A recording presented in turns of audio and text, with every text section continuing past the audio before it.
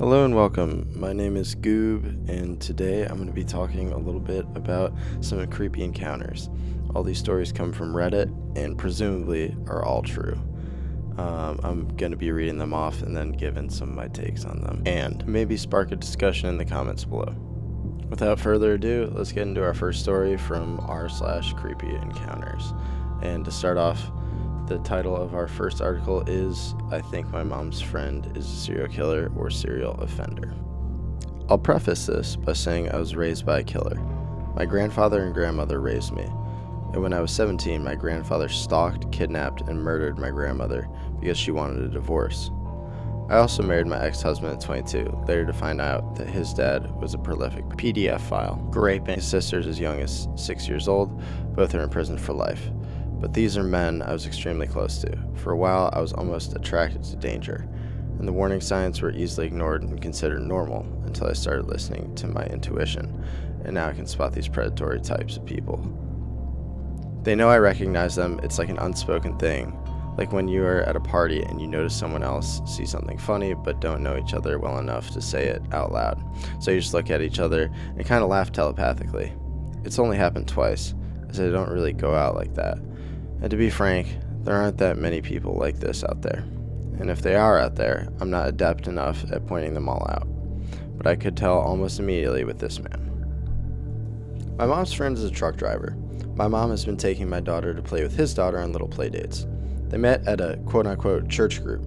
Come to find out later that this church group is a weird extremist version of Christianity where they believe all white people are evil and they are chosen, or are the chosen ones rather than the Jews, and a whole bunch of other weird stuff. It's a cult. I became uncomfortable with my mom taking my daughter to see this dude's kids on these playdates once I realized how disturbed their combined beliefs were. I didn't want to cut off the playdates cold turkey for the sake of the kids, so I started taking time off work to join them and told my mom he wasn't allowed around my daughters without me being there. When I first met him, he was very charming and sweet, funny, but annoyingly jolly and clearly trying hard to appear innocent and sweet. He used a soft voice to make me feel comfortable and incessantly talks about being protective to make himself seem more quote-unquote manly. He told me weird things like that his daughter wasn't allowed to wear pants, only dresses. Then he kept offering me drinks, one after the other, while we were hanging out with our kids. Not a big deal, but I'm not a drinker, especially not on play dates, and made that very, very clear to him. While we were sitting down watching the kids at the beach at this time, he set up a little blanket area and told me I could come closer. I did not know how to react other than to say I needed to sit where I was sitting so that I could see the kids better. He kept pushing and said I could see them from here, being where he was sitting, basically on his lap. He stared at me silently from what seemed like an hour before I scooted slightly closer to him to make things less awkward for everyone around. I sat on the edge corner of the blanket and tried to avoid eye contact and focus on the kids, being sure not to have him get closer. I got weird vibes, but figured he was obviously weird because of his culty beliefs and just shrugged it off as him being odd. But my gut was burning for days after that first meeting. I also noticed that he spoke really badly about women, especially his kid's mom. I figured he was just a misogynistic weirdo. He went on a truck run, and when he came back, immediately wanted to get the kids together again. I told my mom that I had to be there, so we arranged a date and time where I wasn't working. We went to a paint studio for the kids, and again, the whole time he was offering me drinks at an art studio for kids, where no drinks were served. He even ran to a bar to go get a drink and then brought it into the children's art studio, a handful of beers, and he was surrounded by kids painting Bluey portraits. It was bizarre. Yeah, bizarre to say the least. We went from the art studio to a trampoline park, and as the kids were joking around and jumping and playing, he repeatedly picked me up and threw me into the foam ball pit, despite me clearly being uncomfortable and telling him I wasn't feeling well and asking him to stop. He then pulled me down on top of him while he was laying on the trampoline, to which I got very upset and stormed off, taking my daughter with me. I mean, I would be too. That's really creepy. At one point before that, I had gotten a friction burn on my wrist, sliding down the trampoline too fast, and he took my wrist and grabbed it hard, then pressed down on the open sore to taunt me. Yeah, that's really abusive, actually. That's not good. I don't know if this man is just socially awkward or disturbed or what, but my body has never physically reacted so strongly to a person besides my ex-husband's father, who is a convicted pedo. I cannot sleep for days. I started smoking cigarettes again after 10 years since I quit. My thoughts are racing constantly. I called my brothers and started telling them how odd it was, but I ended up crying at the end of our conversations out of pure fear. My stomach was shaking. This lasted for about 2 weeks. Obviously, can't say if he's a serial killer, but the truck driver occupation paired with his obviously devious nature is just not something I want to F with. Well, you know what? I can completely understand that. I don't know if I would go as far as to say that he's a serial killer or offender. There's just really no evidence for that. But I don't think it's an inaccurate inference. This dude seems really, really creepy and manipulative, and it seems like he just wants to get close to you and has some rather ill intent, so I would definitely stay away. But she also edited the post with an update, and she elaborates. Number 1, I met this dude twice, and this is like a year ago. I banned him from our lives, and preferably my mom's, but I can't control her. My kid is barely allowed around my own mother anymore, as I lost trust in her after this, obviously. Stop insisting I cut contact, as it was cut a long time ago. Thinking I'm a bad mom is up to you. But I don't care about those opinions, as I know how vigilant I am with my kids. I started a new job working from home just to be around her so my mother doesn't need to be, among other security measures that have been taken to protect her. Don't know enough details about this guy to file a report or go to CPS, as I don't plan on being around him anymore to get more details. I don't even know where he lives, and my mom refuses to give me any more details because she's suspicious of my intentions since she knows I think he's disgusting. I even tried asking for the address so I could send a birthday invitation, quote unquote, and she won't give me that because they don't celebrate birthdays in their religion. Yeah, that's a load of BS. This is a very odd and very unique situation, and it's not going to be easy to get police onto this man. Yeah, I mean, I don't blame you. I still don't think you have any, I guess, hard evidence. I believe her stories about him being really creepy and overall just kind of disgusting. But I think you need some concrete, like paper evidence, video evidence, something like that. So it'd be tough, but obviously if she's able to stay away from the dude, which it sounds like she has been, I would just keep it at that because truly I would not want to get involved with him. Our second story comes from u/perpetual connection on Creepy Encounters, and the title of his entry is The Man I Saw Through My Night Vision Scope. I'm a hunter. I like to hunt wild boars specifically, though I have been deer hunting and have been known to get a turkey for Thanksgiving from time to time. However, I mostly hunt boar. For those of you that don't know, boar are a big problem in the U.S. A sow can have 2 litters a year, and it's not uncommon for a litter to consist of 10 or more pigs. Given that pigs eat anything and everything, it's not hard to see why the Department of Fish and Wildlife makes it legal to hunt them with almost no restrictions. In my state, it's illegal to hunt most large animals with night or thermal vision scopes, with the exception of boar and coyote. I'd been saving for a year, mostly fun money. It's hard to explain to your wife that a scope that costs literally twice as much as the rifle I was mounting on it was worth it. But I did it. I took it to a range and sighted it in. There was an area that was peppered with boar activity that I knew would be perfect for a night hunt. It was easily accessible with my truck, with easy to find spots that I could set up in that overlooked a large, easy to navigate clearing. The night started uneventful, mostly me tinkering with my new toy, cycling through the settings. I was a little impatient. I spotted multiple deer, but they were out of season, and like I mentioned earlier, my current setup wasn't legal for deer. I moved to another spot I'd seen days earlier that probably wasn't much better than my first, but it gave me something to do and get a new angle to look around with my new scope. After an hour or so of glass in the area, it dawned on me. The spot doesn't have much animal activity at all. No rabbits or owls. The deer that I'd seen were hundreds of yards from where I was. Why was this pocket of land so dead at night, but lively in the day? I'd set up around 10 p.m. and it was about 2 a.m. when I started to think about packing up. Maybe setting up a target before I left and taking some practice shots. I heard a crunch come from the direction I came from before. I panned my scope over and saw the silhouette of a small bear pushing through the bushes. It's important to note that my scope isn't exactly night vision. It's a thermal scope, kind of like a black and white version of what you see in the Predator movies. I adjusted my range and zoomed in. I remember jolting a little when I saw that it wasn't really a bear, it was a man. Because he was so low and hunched over, I thought I was looking at a young bear. Is that a game warden? It couldn't be. I would have seen the headlights coming up the road from where I was perched. And where could he have walked on from? I was 30 miles away from anything on public lands. I was about to call out when I adjusted my sights and noticed he was naked. No shoes, pants, or anything. I remember being disturbed by his movements, like a squirrel or something. Twitchy and grabbing at the foliage, sniffing around and palming the tree. Was that my tree? The one I'd been leaning against earlier? The thought terrified me. Could he smell me? Then he did something I still have nightmares about today. He squatted and placed his hands in the dirt between his feet and stared upright like a dog mid-howl.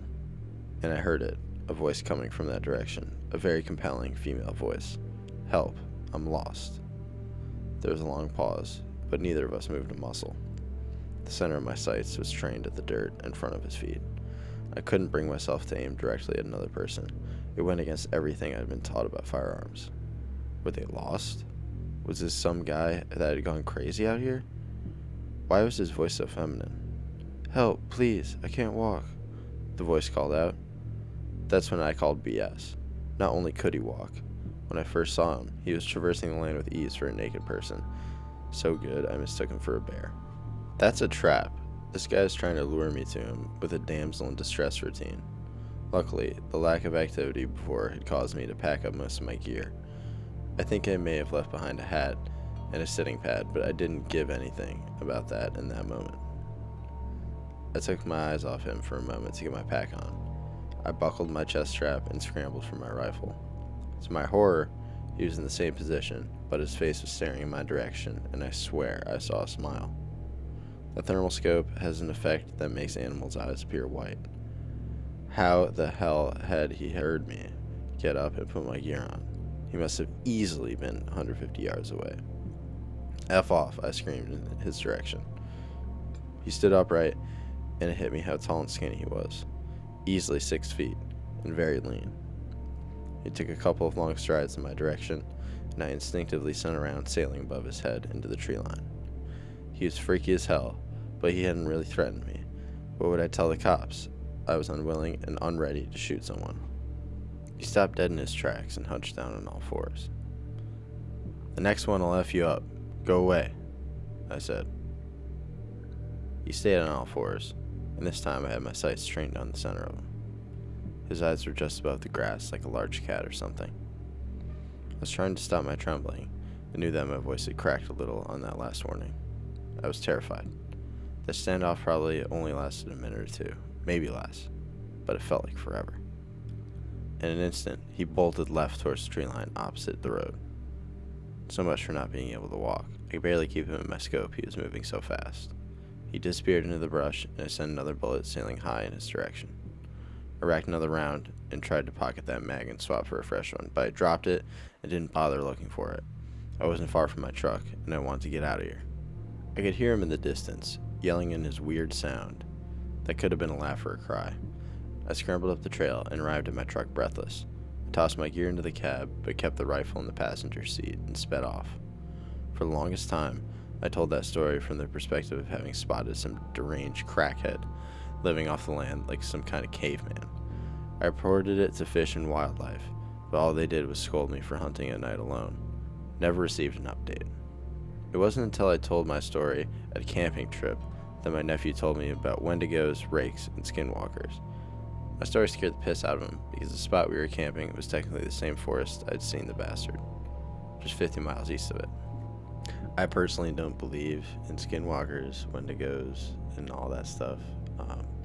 I have a couple friends that do believe in that stuff and believe that they might have experienced something crazy like that. I haven't seen it, so I'm just not a believer, but that still sounds crazy to me. He said he had a thermal scope. Sometimes it's hard to decipher things in those optics, but if he really did see a man in the woods naked, mimicking some sort of voice that goes perfectly along the lines of skinwalkers and all that type of stuff. So I don't know. That's pretty creepy to me. I don't know whether this person will ever see those woods the same again or ever go hunting there at night again. But that's pretty creepy to me. For this last story, I found it in the comment section of the previous night vision story. Thermal story. And I thought I'd share it with you just to close it out. So without further ado, here's Whitney the cat, and this is their story about night vision. It was the summer before my senior year in college. My little brother, always interested in military stuff, had gotten a pair of night vision goggles for his birthday, and he'd left them at my apartment. One night, I was bored and decided to go try out the goggles at a wooded hiking area / nature preserve nearby. In retrospect, this seemed like a very stupid idea, since I was all by myself and female. But I was young and stupid, and I got myself all excited at the possibility of seeing deer and other woodland creatures in their natural nighttime habitat. I was familiar with these woods. My best friend and I had hiked there at night before, and we'd never run into anyone else. Our area is mostly rural and pretty safe, so I didn't anticipate any trouble. I parked in the sparsely lit parking lot area, ignored the parking signs that said park closes at 10, and entered the woods, night vision goggles in hand. It was a half moon that night, and that was the only light that filtered down through the canopy of the trees. It was pretty dark, and I didn't want to put on the goggles until I'd found a place to sit down, so I lit my way with the mini mag light on my keychain. A couple of times I thought I had heard rustling in the woods, a fair distance away, but it was nothing out of the ordinary, and I put it down to animal activity. Hopefully they were the deer that I'd come hoping to see. After I'd hiked in a fair distance, I found a fallen log to sit on and put the goggles on. I don't know if you've ever used night vision goggles before, but the effect is impressive. They can turn near pitch blackness into brightest day. Everything appears in shades of green, but quite bright and clear. For a while, I had a blast looking around from my fallen log vantage point. Some chipmunks played around in the leaves nearby, and a big old owl blinked its lamp-like eyes at me from a tree branch. No deer, though. I started to think that maybe they wouldn't be likely to come out anywhere near me, and in the darkness. If I didn't sit out on the open on a log, maybe they'd come out. So I decided to find a place where I could be a little more hidden. I made my way a little deeper into the woods and found a huge tree, perfect for climbing. I've always loved climbing trees, so it was nothing for me to hoist myself up a few branches and settle in to wait for the deer. I didn't get to see any. What I did see, lit up in bright night vision green after about 10 minutes of waiting, was this. A man dressed head to toe in dark clothing, making his way stealthily through the woods. He was coming from the same direction I'd come from, and was clearly trying to stay hidden, moving from tree to tree and glancing around carefully before moving on again. It looked very much like he was looking for someone. At any rate, this guy was alone, and not dressed like a hunter. There were no deer in sight, and very few hunters killed their prey with knives. I was suddenly horribly aware of my situation.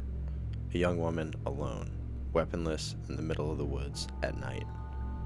This is the 90s, so no cell phones, and even if I'd had one, I wouldn't have felt safe using it, lest I'd draw his attention. I didn't know how he was able to see so well in the dark. I guess his eyes had just adjusted. And I was terrified he would look up and see me. I sat there, afraid to move, afraid to breathe, and watching him as he continued his methodical and stealthy process of scanning the forest for who or whatever the hell he was stalking. I scanned around, but couldn't see anyone else, even from my high vantage point.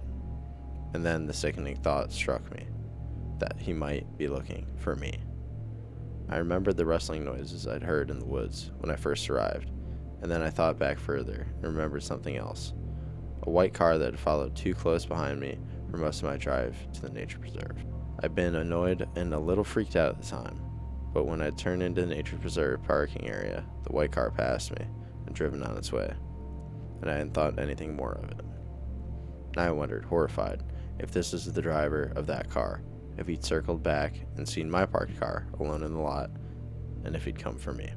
I sat paralyzed with fear and watched the man for what felt like forever, but was probably another half hour or so. There was a heart-stopping moment when he paused right underneath my tree, and I was sure he was going to look up and find me, but he didn't. After a while, he seemed to give up on whatever plan he had in mind. I heard him say, "F it," and he started heading back in the direction he'd come from. I stayed in the tree, wet with sweat and crying, until the sun came up a few hours later. Then I climbed down, and still terrified, gripping the little can of pepper spray on my keychain, made my way as fast as I could to the parking lot. The man had been there. My windshield had been smashed with a rock, and someone had scraped all down the sides of my car with something sharp, presumably a giant knife that I'm lucky didn't end up in my chest. Thank God for the night vision goggles that let me see him before he could see me. And thank God for big trees with sturdy branches. Creepy forest, R word, let's never meet again. In her update, she says that she did call the cops right after she got back home, and that they took a report, but they didn't follow up on it, and she hasn't heard anything about it, which is rather unfortunate. However, yeah, that's creepy. Don't go into the woods at night, y'all, especially if you're alone. They can be a weird place. I've been out in the woods my fair bit, mind you, never alone. But the woods are kind of creepy, and I can imagine if I was alone, they'd be a hell of a lot more terrifying. Well, thank you all for listening. And if you like what I had to say today and some of the stories, I'll be doing a lot more of this on the channel. So please subscribe, like the video, share with a friend, comment, whatever you gotta do. But thank you so much for listening, and more to come soon.